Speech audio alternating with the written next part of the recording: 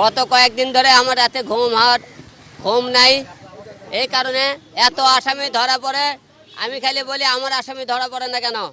যে আজকে মিষ্টি খাওয়ার একটাই উদ্দেশ্য, ঢাকা 17 আসনে আপনারা সবাই জানেন এই আরাফাত রহমান যে ভোটে আমার সাথে জয়ী হতে পারেনি।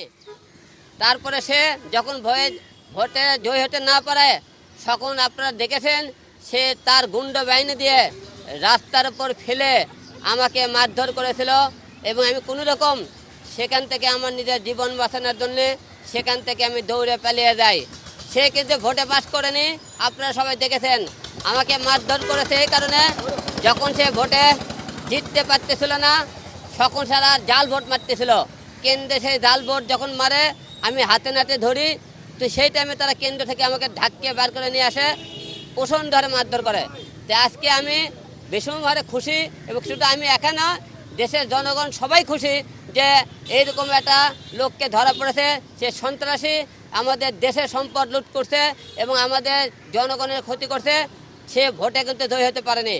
এবং আগামীকাল আমাকে গুলশানে যে হত্যা করার চেষ্টা করা হয়েছিল, সেই জন্য আগামীকাল কোর্টে আমি মামলা করব আমার হত্যা করার চেষ্টায়, এবং আমার আসনটাতে তারা ছিনিয়ে নিয়েছে।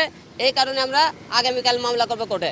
শুনেছি গুলশানে মনে করেন আজকে তাকে নিয়ে যাওয়া হবে, তারপরে শুনলাম না গুলশানে না ডিবিতে আনা হবে। তারপরে আমরা এখানে আসলাম যে আসামি এখনো ভেতরে আছে কিনা আমি জানি না, তবে ধরা পড়ছে এটা আপনারা সবাই নিশ্চিত থাকেন। এবং আগামীকাল তাকে কোর্টে ওঠানো হবে মনে হয়, কালকে যদি কোর্টে ওঠানো হয়, কালকে আমি কোর্টে অবশ্যই মামলা করব। কালকে কোর্টে যাব, কালকে কোর্টে দেয় তার আমরা এমন শাস্তি আমরা সরকারের কাছে আবেদন করব, ভবিষ্যতে এইরকম যেন এমপি মন্ত্রী দেশে কোনোদিন যাতে হলে তারা যাতে দেশের এরকম ক্ষতি না করে, মানুষের অত্যাচার না করে, জুলুম না করে, এবং কোনো মায়ের বুক যাতে খালি না করতে পারে। আজকে মিষ্টির কোনো হিসাব নাই, আনলিমিটেড, যেখানে দাঁড়াবো সেখানে মিষ্টি খাবি, সেখানেই খাওয়াবো, কোনো হিসাব নাই, হিসাব ছাড়া মিষ্টি খাওয়ানো হবে। এবং এছাড়াও আমার যারা ভক্ত আছে, যারা আরাফাতের ধরার এই খুশিতে বিভিন্ন জেলায় জেলায় সেখানে মিষ্টি বিতরণ করতেছেন।